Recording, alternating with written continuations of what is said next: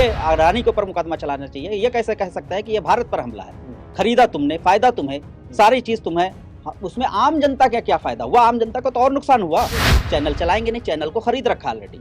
Channel तो उनके हैं, वो वही बताएंगे जो मोदी जी चाहेंगे, जो मोदी जी के फेवर में होगा। हम कहें मोदी जी अच्छे हैं, अडानी बहुत अच्छा कर रहे हैं, तो वो चैनल पे चले। तो इस मुल्क के लिए सबसे बड़ा दुर्भाग्यपूर्ण और कुछ नहीं होगा कि एक आदमी को फायदा पहुंचाने के लिए पूरे मुल्क को जो है दांव पे लगा दें। ये अडानी और मोदी पे संकट है, इसलिए ये इसको जोड़ा जा रहा है। ये आरएसएस पे संकट है क्योंकि वो फाइनेंस करते हैं। ये भाजपा की सरकार पे संकट है, इसलिए वो जो है वो फाइनेंस करते हैं, इसलिए जो है संकट है। ये भारत सरकार पे, भारत पे नहीं। हम ट्रेन से जा रहे हैं, बस से जा रहे हैं, किराया बढ़ जा रहा है, हम कोई चीज खरीद रहे हैं उसमें पैसा बढ़ जा रहा है, तो ये नुकसान तो आम जनता उठा रही है। उसने अपने दोस्त को ला करके, अडानी को ला करके हर चीज में फायदा उठाया। जो पब्लिक प्रॉपर्टीज थी उसको प्राइवेट करके बेच दिया इनसे।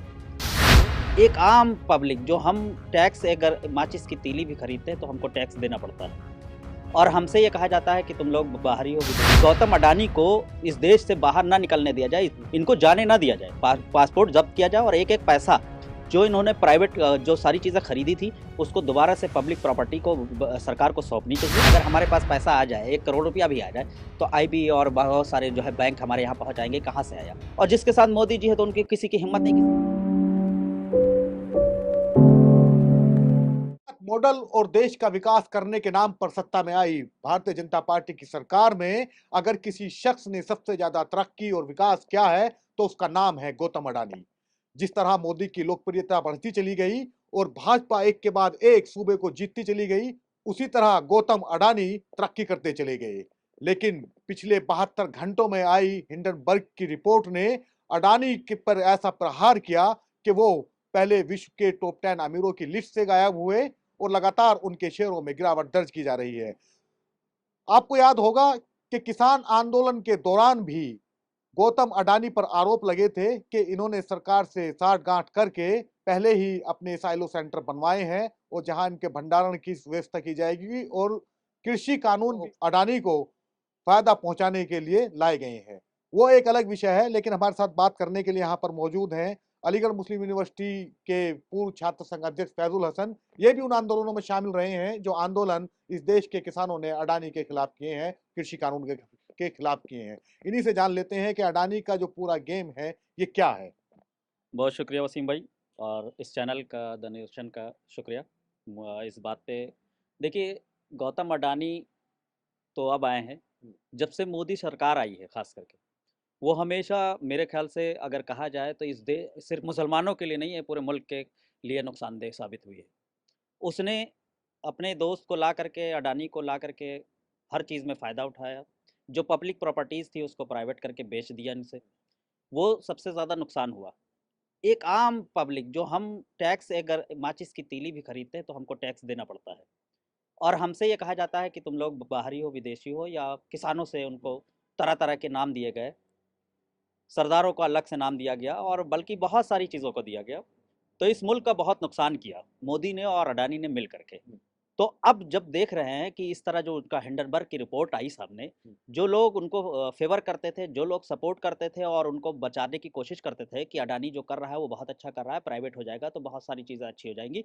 हिंडनबर्ग रिपोर्ट के बाद थोड़ी सी तो मैल छटी उनके दिमाग से, जो मैल भर गई थी। और मेरे ख्याल से ये पूरे मुल्क के लोगों को ये पता चल गया कि मोदी ने कैसा जो है देश को किन के हाथों में बेच दिया। और मैं दरख्वास्त करूंगा भारत सरकार से, बल्कि सुप्रीम कोर्ट से, और इस वक्त सारे पोजीशन लीडर से, कि खास करके पार्लियामेंट में यह मुद्दा उठाए कि गौतम अडानी को इस देश से बाहर ना निकलने दिया जाए। इजराइल तो चलेगा, उनको वापस लाया जाए, क्योंकि अगर ये पैसा वापस चला गया, नीरव मोदी और उनके जितने दोस्त भाग गए इस देश को छोड़ करके पैसा लेकर के, इनको जाने ना दिया जाए। पासपोर्ट जब्त किया जाए, और एक एक पैसा जो इन्होंने प्राइवेट जो सारी चीज़ें खरीदी थी उसको दोबारा से पब्लिक प्रॉपर्टी को सरकार को सौंपनी चाहिए, और उसको कस्टडी में ले करके, और जो जिन चीज़ों पे टैक्स बढ़ा, जिन चीज़ों पे हमारा जो है पैसा बढ़ गया है, वो उनको कम किया जाए। और हम चूंकि एक शिक्षा इंस्टीट्यूट से जुड़े हुए हैं, एजुकेशनल इंस्टीट्यूशन, तो उसमें बजट बढ़ाया जाए।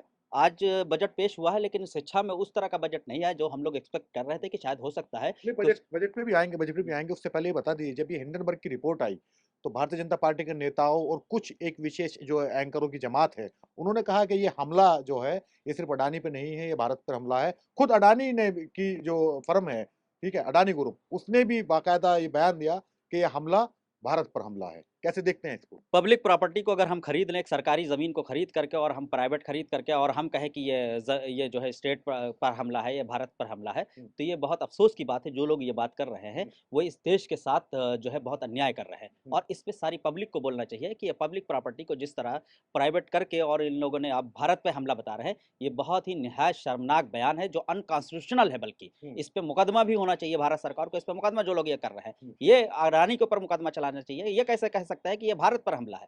खरीदा तुमने, फ़ायदा तुम्हें, सारी चीज़ तुम्हें उसमें आम जनता का क्या फ़ायदा हुआ? आम जनता को तो और नुकसान हुआ। हम ट्रेन से जा रहे हैं, बस से जा रहे हैं, किराया बढ़ जा रहा है, हम कोई चीज़ खरीद रहे हैं उसमें पैसा बढ़ जा रहा है, तो ये नुकसान तो आम जनता उठा रही है ना। जिसके यहाँ कमाई 2000 की नहीं है और उसको 20,000 रुपए का खर्चा आ गया उसके सर पे, उसके बच्चों की फीस में बढ़ोतरी हो गई, उसके हर चीज़ में बढ़ोतरी हो गई, तो ये तो नुकसान आम जनता झेल रही है। वो कहाँ दुःख दर्द बताए, क्योंकि अगर हम बताएँगे, चैनल चलाएँगे नहीं, चैनल को खरीद रखा ऑलरेडी। चैनल तो उनके हैं, वो वही बताएँगे जो मोदी जी चाहेंगे, जो मोदी जी के फ़ेवर में होगा। हम कहें मोदी जी अच्छे हैं, अडानी बहुत अच्छा कर रहे हैं, तो वो चैनल पे चलेगा। लेकिन अगर हम कहें कि मोदी जी की वजह से ये नुकसान हो रहा है देश में, अडानी की वजह से ये हमारा बहुत नुकसान हो रहा है, हमारे घर उजड़े जा रहे हैं, हमारे घर में ये नुकसान क्लेश हो जा रहा है, तो वो नहीं चलाया जाएगा, क्योंकि वो उनका चैनल है, वो उनके तौर तरीके है अपना। तो इस देश को अगर बचाना है तो अडानी से सारी प्रॉपर्टी को ज़ब्त करना चाहिए भारत सरकार को और वापस पूरी पब्लिक प्रॉपर्टी को उसको जो है रिवोक करना चाहिए। अच्छा, कोई एक साधारण आदमी या किसान अगर बैंक की कर्जा अदा नहीं कर पाता है, तो बैंक रिकवरी भेज देता है उसके यहाँ पे, नीलामी करने के लिए भेज देता है। ये इतने बड़े-बड़े लोग बैंकों से कर्जा लेकर भाग गए, कैसे भाग गए? देखिए, जब भारत सरकार का जो सबसे बड़ा अधिकारी का ये जो सबसे बड़ा कस्टोडियन है प्राइम मिनिस्टर, सब उसी के दोस्त हैं। किसकी हिम्मत है, कौन उनके यहाँ आईबी अब पूछताछ सब पहुँच जाती है। अगर हमारे पास पैसा आ जाए, 1 करोड़ रुपया भी आ जाए, तो आईबी और बहुत सारे जो है बैंक हमारे यहाँ पहुँच आएँगे, कहाँ से आया? लेकिन लोगों को अरबों-खरबों रुपए लेकर के इस देश से चले गए, क्यों? क्योंकि उनके साथ मोदी जी हैं। और जिसके साथ मोदी जी हैं, तो उनकी किसी की हिम्मत नहीं, किसी जो है इंटेलिजेंस ब्यूरो के या कोई चीज़ भी एजेंसीज़ की। जो सरकारी एजेंसी है उनको प्राइवेट बना रखा है, वो उन्हीं के यहाँ जाएँगी जो भारत सरकार के या वो भाजपा सरकार के खिलाफ होगी। तो ये उनके दोस्त हैं, इसलिए इनसे पूछताछ नहीं हो रही, वरना अडानी को अब तक के गिरफ्तार कर लेना चाहिए था। पहले भी इस देश में अमीर रहे हैं, उद्योगपति हैं और भी हैं, लेकिन सबसे ज़्यादा जो चर्चा होती है, सबसे ज़्यादा जिस शख्स का नाम लिया जाता है, उस शख्स का नाम है गौतम अडानी। ऐसा क्यों है? देखिए, होता क्या है कि इसलिए लिया जा रहा है कि ये जो बाइनरी चल रहा है हिंदू और मुस्लिम का, चूँकि इससे सरकार बनी, हर जगह ये मुद्दा लाया जा रहा है कि हम पाकिस्तान को मार रहे हैं, हम मुसलमानों को मार रहे हैं, हम ये सार मार रहे हैं। इसमें इसका बहुत बड़ा रोल रहा है। किसान धरना चला, किसान के बिल आए, किसान के बिल भी जो है भारत सरकार के खिलाफ थे, तो उनको उठा करके बाहर उनको दूसरे मुल्क का जोड़ दिया गया। इस देश का नागरिक ही नहीं समझा जा रहा है। अगर कोई बात कर रहा है, मुसलमान कर रहा है, तो कहते हैं कि ये पाकिस्तानी हैं, ये बांग्लादेशी लोग हैं, इनको जो है यहाँ पर नहीं रहना चाहिए। तो इसमें सबसे ज़्यादा फ़ायदा उसी लोगों का हो रहा है। हिंदू और मुसलमान बाइनरी में जो है बँटा हुआ है, उसका फ़ायदा हो रहा है। इसलिए जो है ये इतना बड़ा मुद्दा बना हुआ है। अच्छा, कहा गया था कि ये जो कृषि कानून है, ये भी अडानी को फ़ायदा देने के लिए लाए लाए गए हैं, क्योंकि इसलिए पहले अडानी को ज़मीन दी गई हरियाणा में और दूसरी स्टेटों में और फिर ये बिल ला दिए गए। इसमें सत्यता है? बिल्कुल सत्यता है। मोदी जी ने उनको ज़मीन बाकायदा किसानों की ज़मीन को जो है मोदी जी ने उठा कर के अडानी को दे दिया था। बाद में ये तो कहिए कि किसान बहुत मज़बूत थे, किसानों को सपोर्ट करने वाले लोग भी बहुत ज़्यादा वो हो गए। उन्होंने अपनी जान पे खेला, कितने किसान बेचारे अपनी जान की आहुति दे दिया। ये मुल्क बहुत मुश्किलों से बना है। इसके किसान सबसे ज़्यादा मज़बूत पिलर की तरह हैं और अगर कोई किसान यहाँ पर मर रहा है 150 से 200 ज़्यादा 250 से लोग मरे जा रहे हैं सिर्फ उस बिल को बचाने के लिए, तो इस मुल्क के लिए सबसे बड़ा दुर्भाग्यपूर्ण और कुछ नहीं होगा कि एक आदमी को फ़ायदा पहुँचाने के लिए पूरे मुल्क को जो है दाँव पे लगा देना। पूरे संविधान को दाँव पे लगा देना, डेमोक्रेसी को दाँव पे लगा देना, उनको लाठियाँ चार्ज करवाना, इस ठंडक में बूढ़े-बुज़ुर्गों पे मारना, गोली चलाना, ये भारत सरकार ने कराया जो मौजूदा भारत सरकार भाजपा की सरकार है। आखिरी सवाल है कि अडानी पर संकट क्या भारत पर संकट है? बिल्कुल नहीं। ये किसी पर संकट नहीं है, अडानी और मोदी पे संकट है, इसलिए ये इसको जोड़ा जा रहा है। ये आरएसएस पे संकट है, क्योंकि वो फाइनेंस करते हैं। ये भाजपा की सरकार पे संकट है, इसलिए वो जो है वो फाइनेंस करते हैं। इसलिए जो है संकट है, ये भारत पे नहीं है। भारत बहुत अच्छा देश है और इस पे कोई संकट नहीं है। ये बनेगा इंशाल्लाह, सरकारें बदलेंगी, आएँगी और इन पे कार्रवाई ज़रूर होगी। और अगर मोदी नहीं करेंगे तो मैं चाहूँगा कि जो दूसरी जो सरकारें हैं, वो उनको चाहे जहाँ दुनिया के किसी भी कोने में मोदी भगा के ले जाए, सबको उठा करके लाइए, उनसे ज़ब्त करिए उनको जो पैसा लेकर के गए हैं और यहाँ के पब्लिक को दिया जाए उसको। अच्छा, दूसरी सरकार का आपने ज़िक्र किया, दूसरी सरकारें, वो तो अडानी पे तो सारी सरकारें ही मेहरबान रही हैं। राजस्थान के जो मुख्यमंत्री हैं अशोक गहलोत, वो भी उन पे मेहरबान हैं। देखिए, होता क्या है कि यही तो सबसे बड़ा जो है दुर्भाग्यपूर्ण इस देश का है हुँ। कि लोग ये चीज़ नहीं समझ पाते कि हमारे लिए फ़ायदा है पहुँच रहा है या अगर हम किसी पोस्ट पे बैठे हैं, सरकार की किसी ज़िम्मेदार कुर्सी पे बैठे हैं, तो हम जो है पब्लिक हमें बना करके भेजी है, तो हम सबसे पहले पब्लिक को देखें। हुँ। अगर हम अपना फ़ायदा देखेंगे, जहाँ हमारा सेल्फ इंटरेस्ट आया, उसी में नुकसानदेह हो जाता है। तो इसलिए बहुत सारे लोगों ने जो है इसको लेकर के बहुत नुकसान उठाया। हुँ। अभी अडानी डूब रहे हैं तो बहुत सारे लोग जो है चुपचाप हो गए। हुँ। लेकिन अगर अडानी अभी बढ़ रहे होते तो अडानी का पैसा लगवा रहे हैं, अडानी का प्रोग्राम करवा रहे हैं, अडानी को चीफ गेस्ट बना रहे हैं, अडानी के नाम पे कंपनियाँ खुलवा दे रहे हैं। वो कांग्रेस की सरकार भी कर रही है और जो भी स्टेट में है उन स्टेट में कर रही है।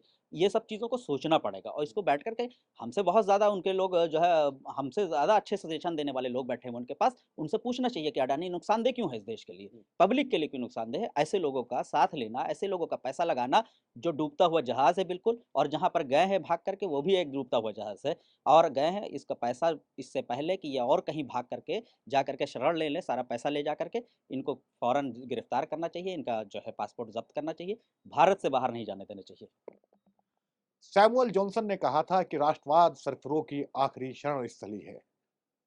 जब अडानी पर हिंडनबर्ग की रिपोर्ट आई तो उन्होंने भी अपने बचाव में यही कहा कि मुझ पर संकट या अडानी ग्रुप पर जो संकट है, ये भारत पर हमला है। लेकिन जो लोग हैं वो बताते हैं कि किसी एक व्यक्ति पर हमला भारत पर हमला नहीं है। क्या अडानी अपने इस कथन को सही साबित कर पाएँगे? क्या उनके ऊपर जो मेहरबान रही है सरकार की जो मेहरबानियाँ रही हैं, क्या वो आगे भी रहेंगी? क्या उनका पासपोर्ट जब्त होगा? ये वो सवाल हैं जो हर वो शख्स पूछ रहा है जिसे जिसने अडानी की दिन दोगुनी और रात चौगुनी तरक्की पिछले कुछ सालों में